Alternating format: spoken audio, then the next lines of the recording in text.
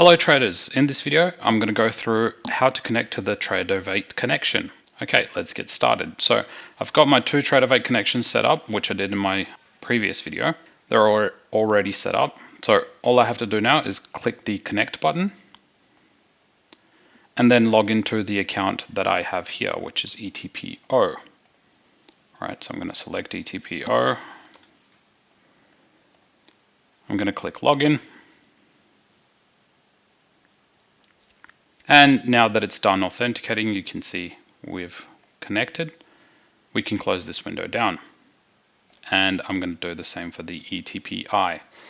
Now, these are just NinjaTrader Sim connections, but it works exactly the same with any Tradovate connection.